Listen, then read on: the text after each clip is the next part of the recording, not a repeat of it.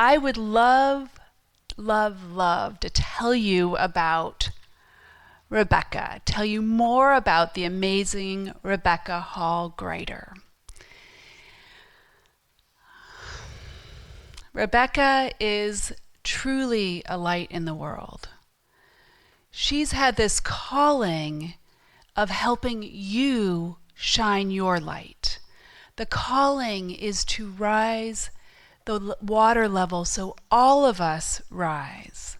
And she does it in so many ways. It's mind-boggling. It's hard actually in my mind to keep up with her sometimes. So I'm going to look at my notes. Rebecca specializes in highlighting experts, influencers, messengers, and events to help them reach more people around the world. How many of you would like to reach people around the world, right? That's why we're here. We know that Rebecca is that leader. She's guiding us through this. With a promotional reach of over 10 million people, she is committed to helping you reach more people in a multi-platform, multi-medium approach so that you can share your message, your vision, and expertise with the world in a positive, heart-centered, transformational way. She does this so much through publishing. She's got co-authored books and self-published books, and she helps people who have written a book get visibility because so many publishing companies actually don't have that arm in their company. They are partnering with Rebecca to help you get your book out there. So if you've written books and novels, Rosanna, you might want to talk to Rebecca, because she does these best-selling campaigns, and with a reach of over 1 million people, what happens is these best-selling campaigns, people chime in, they go, oh, I'll support you, and guess what? What comes around goes around. And we're all supporting each other, and that's how the rising tide comes in. She wants to help you be seen and shine your light, which is why she and I are kindred spirits. She's the creator of the Speaker Talent Search and the Purpose-Driven Practice, women's empowerment conferences like what you're at. And all of the conferences help you highlight your book. It's amazing. So many of the authors are in this room today. You all co-authored and worked together to uplift with a leader in Rebecca, right? I can't say enough of how much I love Rebecca. So with that, I'm going to invite her up here on the stage. Please stand. Yes. Yay, Rebecca. My pleasure. Thank you. Thank you. You know, as I am stepping on stage and I'm just reflecting for a moment, I'm just very honored to be here with all of you. I'm very honored to share all of you with the world. That's part of why we film our events. We want to share what happens in this room, the amazing information with a global audience. And so we created a television network to help do that. And then we partnered with other television networks, because it's all about collaboration, so that we could reach their audiences too, and even more people. And we've done the same thing on the publishing arm. And those conversations, those collaborations start in a room like this. They start with conversations like this. And every time I go out in the world, I think about all of you. And I think, what if this person knew the amazing people I know? What if we can connect them with our community? And then they can connect together and we can reach even more people. So a lot of times I feel like I'm an ambassador for our community. And representing us and touching more lives. The experts we have in this room, the experts we have in this community are incredible, incredible. Get to know each other, support each other. Let's bring that forward. One of the areas that I'm really passionate around is publishing. That's what you've probably seen a lot in the media. You've been tracking us online. And I wanted to share a little bit about why that area has become so important to me. And it's one of those, when you look back, we're looking ahead at 2020 vision. Well, when you look back, you also have 2020 vision sometimes. You can see patterns, right? And paths you didn't necessarily see. And I had that aha moment recently, and I wanted to share that with you. Can I do that? Okay. Aha. Beautiful.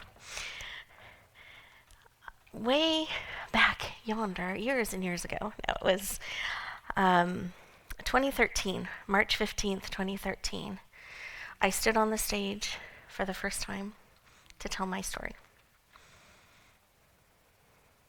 I'd already eyed the exit, how I could walk off stage as quickly and efficiently as I could as I looked out at hundreds of people in the audience, terrified. And I gave myself permission to leave if I needed to keep me safe. I was terrified, shaking to share my story for the first time. 7 minutes. Live streamed. In front of what seemed like thousands of people. It was around 300, but it felt like thousands. The camera zeroed in, shaking. And I shared my story. I cried. I shook. I turned purple. I don't do red, I go right to purple. But I knew there was someone in the audience that needed what I had to say. I knew it. And I thought, if it can make a difference for one, if it could help that one person, I was willing to be scared. I was willing to be imperfect if I could make a difference for one. And I shared that. Got a standing ovation I never saw because I was out of my body. Got off the stage and it seemed like an endless line of people. I'm sure it wasn't, but it seemed endless. And they came to me and they said, Rebecca, as they would take my hand and thank me. Rebecca, I was the one. Thank you. And the next, Rebecca, how did you know I needed that? I was the one, thank you. So I must have said that somewhere in my presentation. It was going through my mind. And then it kept going. And then it started to shift in what they said. Rebecca, I could tell you were scared. So obviously I didn't hide it. They knew. But you loved me enough to do it anyway. Thank you. That gives me courage. I'm going to do this. I'm going to share that. When I go back into my community, I'm going to bring this forward. And I remember at the end of that day being so humbled and so overwhelmed trying to process that I had been used in that way. And I learned something incredibly powerful. I didn't have to be perfect. Yes, exactly. I just had to be willing. I learned that on a cellular level. It's one thing to know it up here.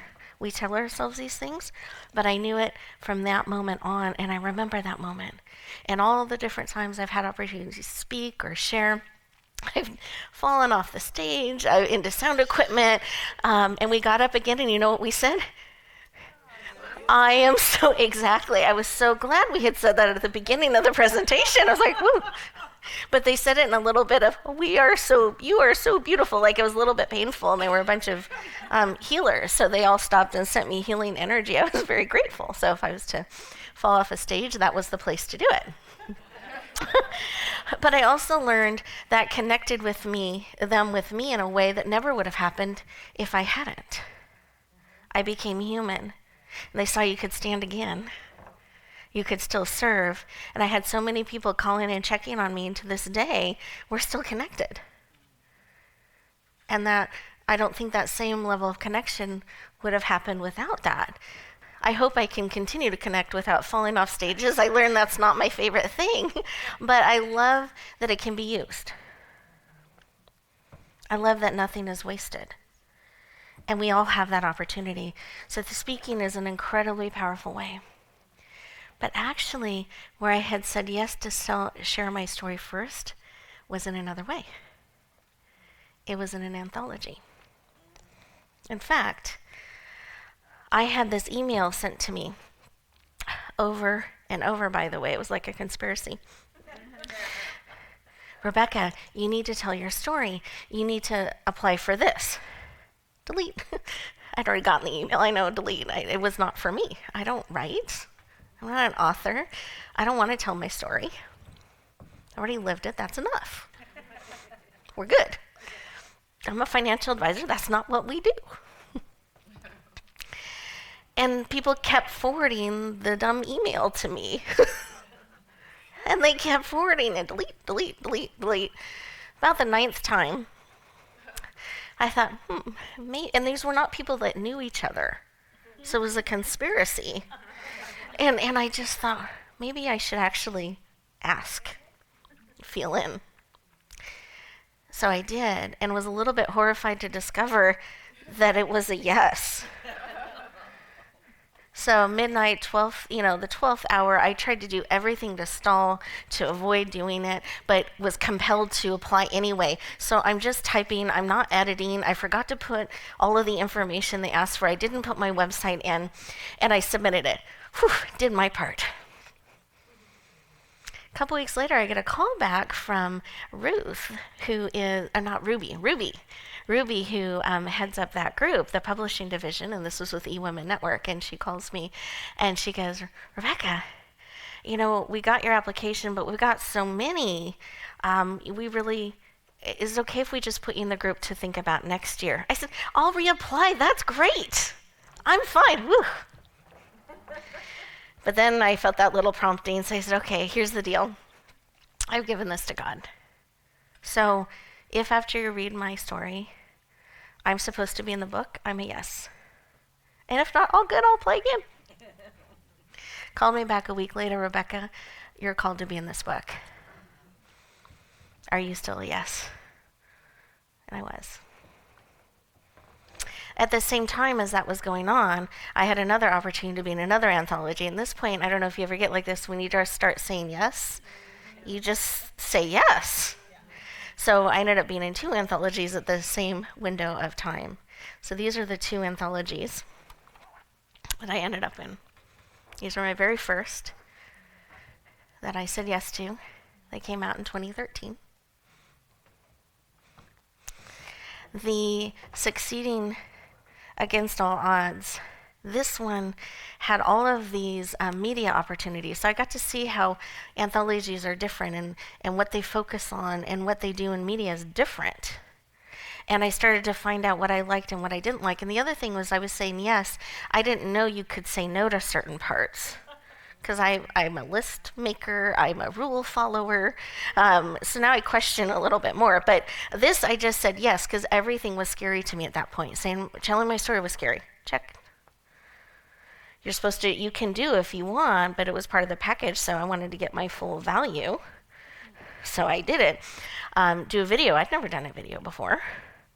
So I hired a videographer and did that. Check. Sent that in. And you're supposed to go to the conference. Okay, so I go to the conference. Supposed to sign books. Okay, didn't really know how to do that, but I have a pen. I can figure it out. We'll do that. And then you're supposed to go on stage at this big conference and be acknowledged. Scary, but okay. We're all in.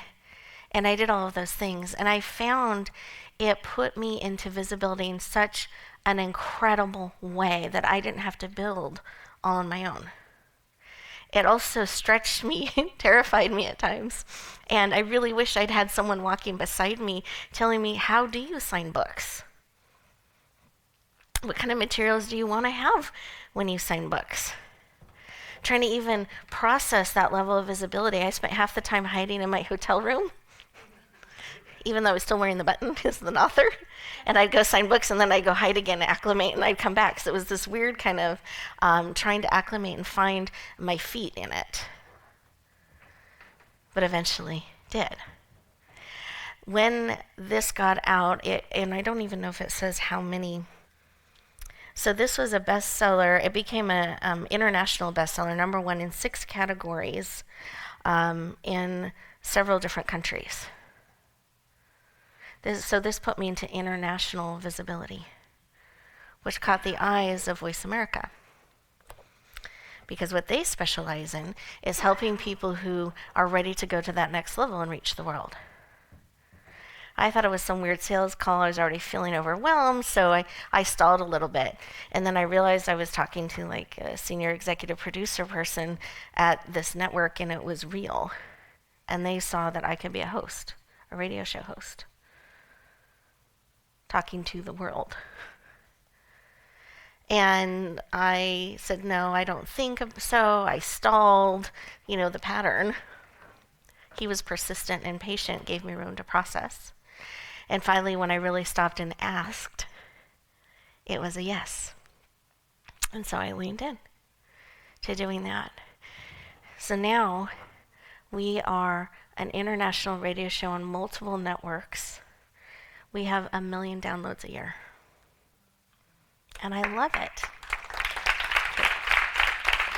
Thank you. And I love it. And I didn't know I would love it. I didn't even know you could do something like that. And he was able to see that gifting and then groom it and help me step into that space. Radio then led to television. So I stepped into having a television channel. And I became very coachable. I learned to be very coachable because these are all areas that are very new to me. Within 6 months, that channel, when we launched it, became the number 1 channel on their network and stayed in that spot for quite a while. And it's been in the top 3 since then. That led to launching and having a television network so that we could bring other hosts up and help them reach the world and bring positive transformational programming to the world. So that's been a little bit of the journey. And because I was such a believer in anthologies and they had impacted my life so much, I continued to say yes because I'm a systemizer. I don't know if anyone else is here. And I saw leveraging opportunities with anthologies. Can I share some of those with you? So an anthology, just in case it's a new concept for anyone in the room, because it was for me when I first heard about it, it's a collection of multiple authors coming together and each one writes a chapter. And then all those chapters come together and creates a book. And then you get to launch the book together and share it out in the world. What is really powerful is if you think about this, a lot of times we're someday going to create that ebook. Someday we're still working on that. We're going to get that message out there. Someday I'd like to publish something. What's nice about anthologies is there's like a timeline and you get left behind if you don't do it. And you don't want to not be with your co-authors in your book. So it's motivating. There's timelines. You get it launched. You get to bring it forward. And in the anthologies I lead, because I learned this is something I love and I think is important, every author owns their own content.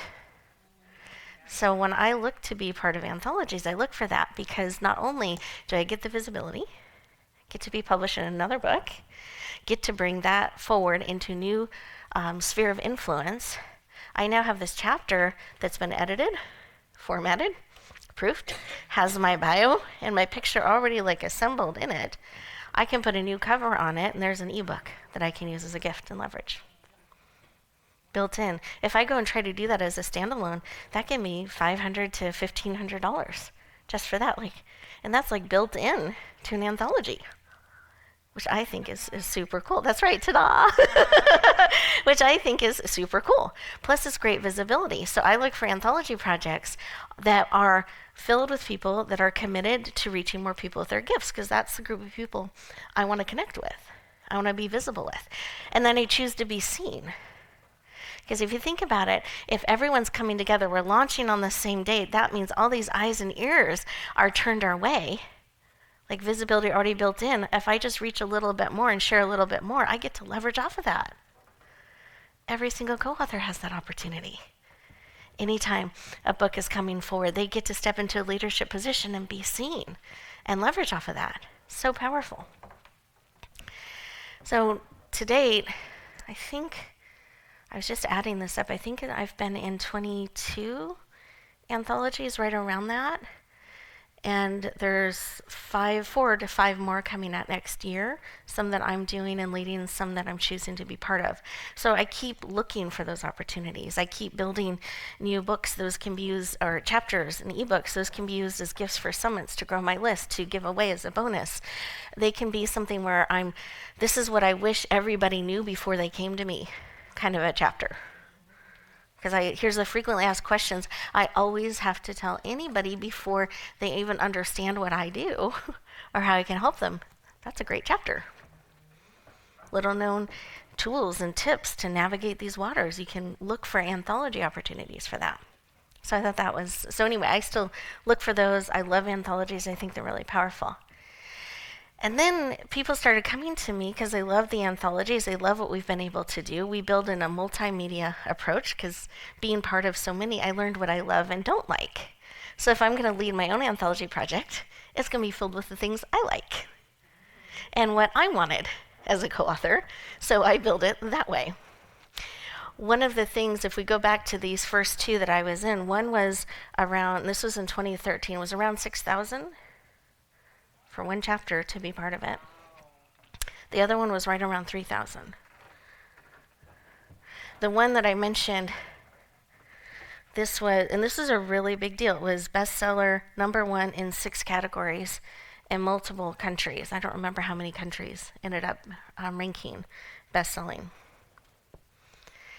So just to give you kind of the investment price points, how that works, but part of why that cost was higher is it included printed books in it.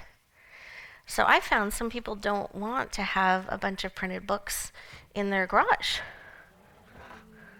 They'd rather be able to kind of order them as they want them or need them. Some just need a few. So we don't need to build that cost in it for the authors, but we can make it where they can order them at a discount. So kind of finding what I love in it and what I think can be powerful and bringing it forward. So then people started coming to us and saying, Rebecca, what about my book? I want to expand my chapter. I'm ready to take it to the next level. I've been through a best-selling campaign. I'm ready to bring my book forward. I'm ready to have that platform to speak from and to share from and to touch people's lives with. I don't do that. So I introduced them to my publisher. And then I kept doing that, and they kept coming. Again, the conspiracy. And so I just kept sending them. And then someone sat me down, and I had just met this individual, so I thought it was actually quite a little bit forward of this person. Said, Rebecca, I know other publishers. I'm asking you. Will you at least think about it before you pass me off to someone else? And I realized I actually hadn't checked in and asked. I had all the reasons why not to, all my fears. I'm not sure that I can do that, all of that stuff. So I decided to call my publisher because maybe we could get on a call together and, sneak the introduction in, and they wouldn't know it was happening, and they would go over to that publisher. And the publisher says to me, I'm being real, this is what I thought I would do.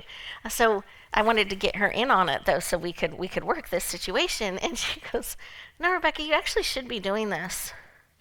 I'm not taking any more referrals for this. She goes, the same thing you've been doing with the co-authors. You just do more of that, expand it, and then put your magic into it. I go, well, I don't have the team. She goes, then use mine. Next problem?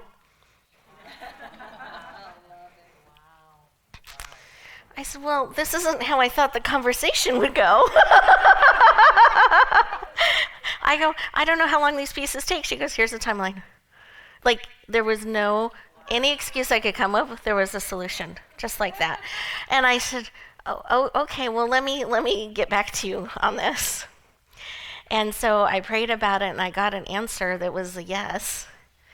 So I thought, okay, we'll test this out. I don't know if I'm going to like that. We'll take on 7 people. So I offered it, did this super special pilot program, the whole thing. We're taking up to 7 authors that we're going to do in this way. This was 2018, by the way.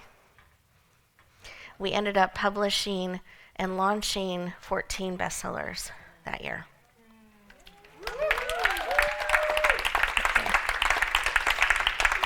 I love it. I found I love it. And if I think back, connecting those dots, I have been an avid reader all my life. I love books. I love learning from that format. They have deeply touched and impacted my life. So I have a love as a reader. I have a love as a messenger wanting to make a difference in people's lives. And I know how powerful books can be. This year, we're on track. We have, I think, two more launches. They blur a little bit. I believe two more this year, which will put us at 27 books this year alone. Yeah, thank you. All of them bestsellers, many of them international, many of them #1 international bestsellers. And we have such a joy for helping people reach people around the world. And I love it. And what Kimmy was saying earlier, what I've discovered is many publishers don't do the best-selling campaign part. So we had so many starting to come to us asking for that piece. So we created a standalone product. You can go on our website. There are 3 options, because I like 3, as I've been consistent in sharing with you. So 3 options for best-selling campaigns if people are looking for just that piece, because they have the other part of things taken care of. So we've been very honored to be able to partner with that. And just to give you a feel, I shared that this was 6 #1s and it was multiple countries and categories. Last week we launched 2 books at different times. We don't do them at the same time. They get their own campaign, each one. The first one was in a business space, and it became a #1 international bestseller, and I believe it was in 23 categories. And I think it was 4 countries, if I remember correctly. And then the second one we launched later in the week was more around spirituality, and it was Unlock Your Soul's Purpose. And that one became an international bestseller, also in around 21, 22 categories, and #1 in several international spaces. The week before that, we launched Confessions of an Aging Beauty Queen. So I'm talking quite a range, right? So this is a beauty queen that has won the crown multiple times, and she's kind of sharing behind the scenes how it works, and then for people who are looking to understand that world or step into it, tips and ways to do that. And that one became an international bestseller in multiple categories. So we're able to, and then I can go on and on. We love it. And we have a team around the world, because one of the things that people don't know about Amazon, if you don't document it, you didn't see it, it didn't happen. There isn't a master report somewhere that they can pull for you. And so we have ways to track every category, every country around the world for that period of time during the campaign that updates every hour, so that we can make sure we're managing that and we're on it. We also are able to guide you in how to position yourself, so you're choosing appropriate categories for you, and you're not competing against yourself. And if a glitch comes along, because no system is ever perfect, how to navigate those waters. So we love it. We've taken it to, I didn't know I would love it so much, but I think the financial side of me, I loved numbers, I always did. Like, it's getting to use all those tools and resources and then hold that space for an author or for a group of authors as they step forward and share their message and their story in powerful ways. And then the Step Into Your Brilliance book that we were talking about, I didn't bring my paper that I had that list on, but it was 7 countries that we hit best-selling status in. And it was #1 international bestseller, and I believe it was 30, did anyone write the number? 36 categories that we hit that. I think that's the highest. So those are not standard results, just for anyone, full disclosure, but we always go for all of it, because we want to reach as many categories, as many places, and as many hearts as possible.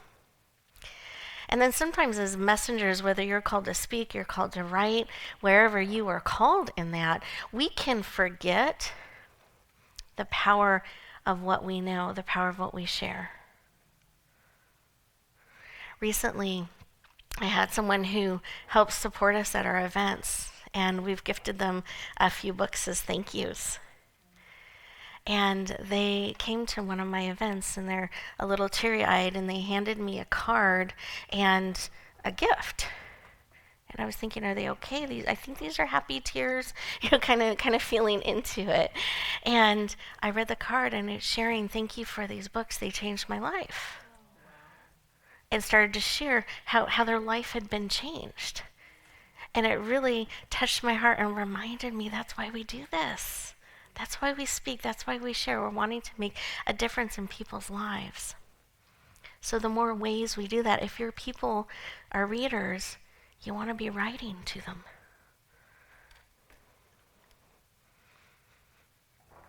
And I claimed in the beginning I was not a writer because I thought you could only write one way. You stared at a blank piece of paper and it magically happened somehow. And I just kept staring at the blank piece of paper. And I could make a business list, I could write a business plan, but somehow connecting my heart and my message was very difficult in writing for me at first. But I learned these amazing, tape recording devices because I could speak my story, I could speak my message, get it transcribed, and then I had a starting place. And then I learned, and you build that skill set so that your message can reach your people. So if I could get the next set of handouts, that would be great. And I wanted to kind of summarize some of what we've talked about in sharing a little bit of my journey here. So at the beginning of the day, what went in the center? Yep. So in the center of this chart, it's you and your message. And I want you to think about how are you getting you and your message, because guess what? They're tied together. You can't have your message be visible and you hide. It doesn't work. I've tried it. It doesn't work. It doesn't. You're together on this. Okay. So speaking. Are you speaking? Are you getting out there verbally sharing your message? And you can share it all along the way. Every time you speak, you grow, you learn, and you touch people's lives in the process. It's not that we just suddenly arrive, poof, I'm a speaker. I can now serve. That first moment on stage sharing that story impacted people's lives in a powerful way. That's actually where I met Brandy. She was one of the people in the line and took my hand and said, Rebecca, I want to be part of what you're doing. And we've been together ever since. So every time you are willing to share, it touches someone's life because it's being called forth. So are you speaking? Are you, and I guarantee you your people are readers in one way or another, whether it's books, blogs, magazines, they're reading content. Oh, this is speaking. Sorry, it's the handwriting thing again. Handwriting doesn't count. Or spelling. Okay. So, written. And these can be anthologies, this can be magazines, it can be your own book. And sometimes your own book can feel very daunting, so people will do a chapter in a book and then use that to kind of leverage and build from. Take it step by step. Others who have a book use the anthology to position. Like it can go both ways. Do you have products, services to serve your people? Like the free gift that we talked about, your frequently asked questions, books or something that you can offer or share or sell. Something to help your people take a step. Are you doing anything with radio and TV? Being interviewed on or having your own show? Are your people, and radio, podcasts, I kind of use those terms interchangeably now.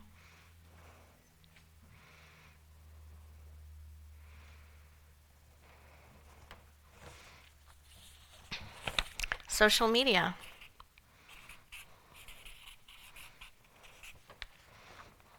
Are you consistently showing up in social media? Consistency is important in how you get your message out there. Builds trust, it builds connection. And remember, social media goes both ways. It's not output only. It's not just advertise. It's promote, share, comment, have interaction with it. It's another way to connect and build community. These are ways that you can powerfully reach more people. So the reason I put it on a flower, I love flowers, that's one. But two, I want you to think about what your seeds you're planting, what's going to grow in 2020. We can start to predict that if we know what seeds you're planting. So is there a petal or two that are calling to you that that's where you're called to expand in 2020? And these are things to feel into. And if it is, start looking for the ways that can do that. Because it is not a solo journey. Don't have to do it on your own. And then I have opportunities we're going to share with you. And they include a lot of these pieces, because part of why we create them is to make it easier for you, so you're not having to go build your own television network. You don't need to create your own publishing company to reach the world.